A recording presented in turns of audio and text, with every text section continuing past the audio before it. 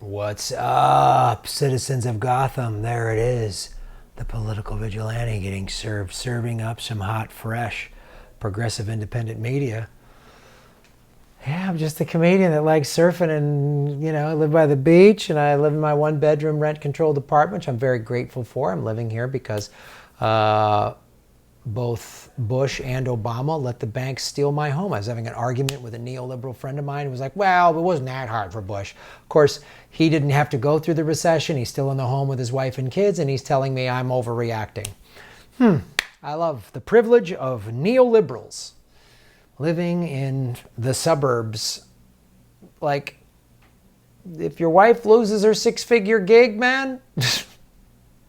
Had you lost, either you and your wife lost your jobs during the middle of the recession, you would have been screwed by the banks because they would have had you over bail and they would have fucked you over. Anyway, a lot of morons in the world, and I got to listen to them run their stupid yaps and tell me that, the Democrats are the lesser of two evils. They're the lesser of two evils. Yeah, Democrats are.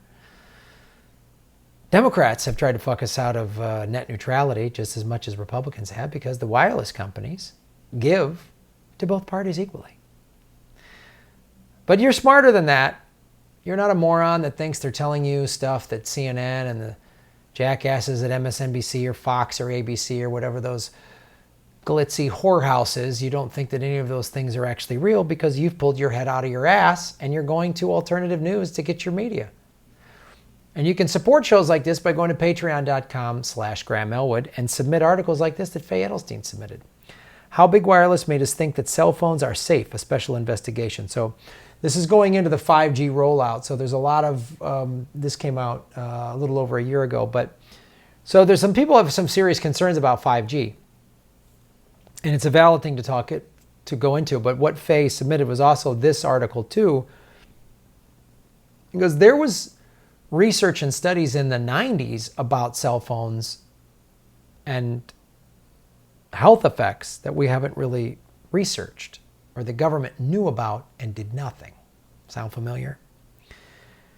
So let's go into a little bit of the history. This article goes in a little bit of the history and then we'll show you some of the 5G stuff. Remarkably, cell phones had been allowed onto the U.S. consumer market a decade earlier without any government safety testing back in the 80s. Now some consumers and industry workers were being diagnosed with cancer. And in January 93, David Reinert sued the NEC American company, claiming that his wife's NEC phone caused her lethal brain tumor. Don't trust tech and don't trust the big corporations. They buy a lot of ad time on the mainstream media. Claiming that his wife's NEC phone caused her lethal brain tumor. After Reinert appeared on national TV, the story went viral. A congressional subcommittee announced an investigation. Investors began dumping their cell phone stocks, and Wheeler and the CIT swung into action. So this article goes in the whole thing, and they go after these guys, and they try to smear them. The same playbook we've seen time and time again, right? But this guy finally posted a letter. This gentleman, Carlo, on October 7, 1999, reiterating that WTR's research had found the following. The risk of rare neuroepithelial tumors, I know I fucked that word up, on the outside of the brain was more than doubled in cell phone users. This is back before everyone had hands-free. So back then, everyone was talking on the cell phone like that. People still do. There was an apparent correlation between brain tumors occurring on the right side of the head and the use of the phone on the right side of the head.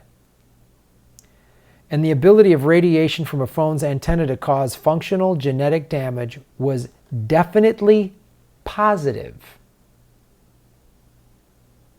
Back in 99. Right?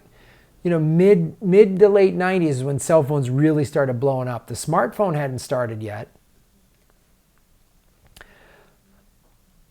Carlo's October 7th letters to the wireless industry CEOs are the smoking gun equivalent of the November 12, 1982 memo that MB Glazer, Exxon's manager of environmental affairs programs, sent to company executives explaining that burning oil, gas, and coal could raise global temperatures by destabilizing 3 degrees Celsius by 2100. We now know that's too conservative. That number's going faster.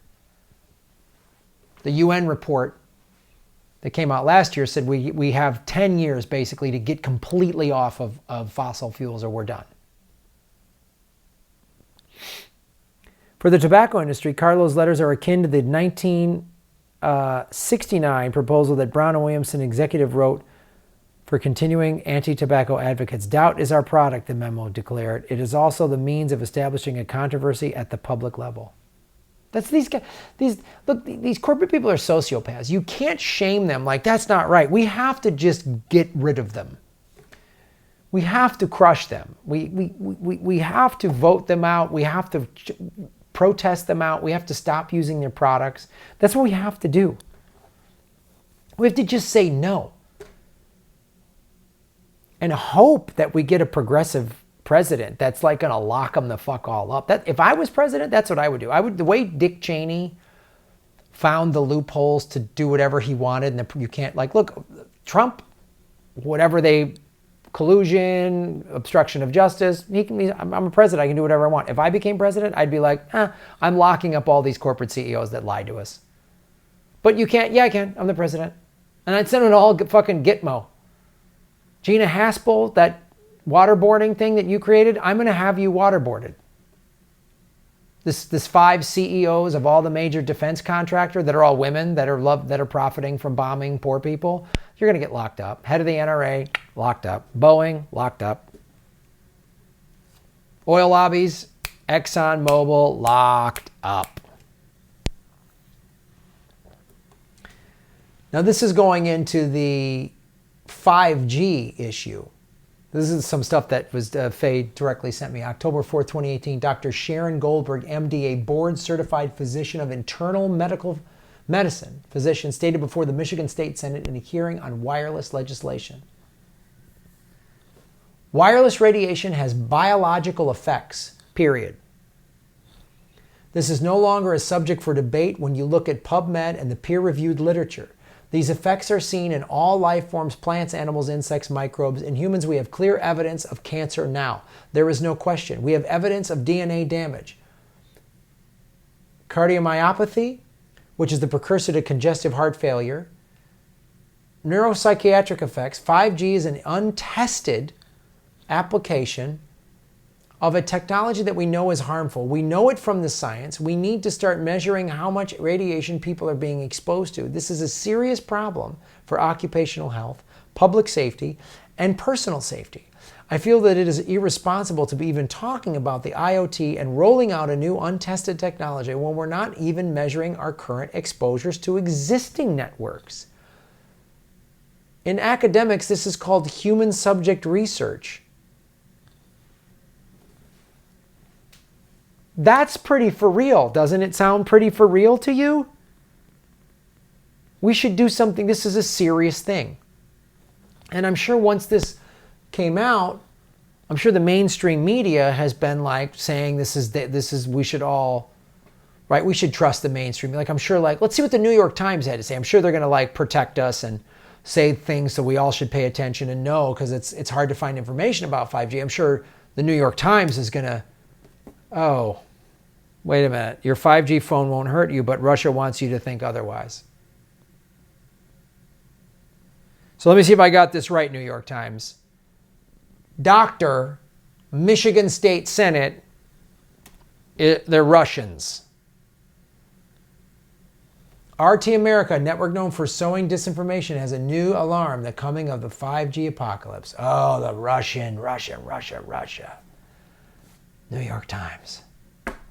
Gee, I wonder if any like tech or wireless or telecom companies buy ad time with the New York Times. Yeah, probably not. Thanks, mainstream media. We always know you're full of shit. We always know you're full of shit. I'm going to leave that up there. Come out to the Progressive Comedy Tour June 12th through the 19th. We go to DC, Baltimore, Philly, New Haven, Connecticut, New York City, and Boston, June 12th through the 19th. Go to grahamelwood.com. Like, subscribe to videos. Don't click skip ad. When you skip ad, I don't get paid. YouTube Red subscribers, anytime you watch, I get paid. There's a PayPal button to donate. There's Streamlabs in the show notes. If you go to grahamelwood.com, there's a million ways to support my channel. Follow me on social media. All that stuff helps. Thanks for watching. Don't let the Russians get your 5G.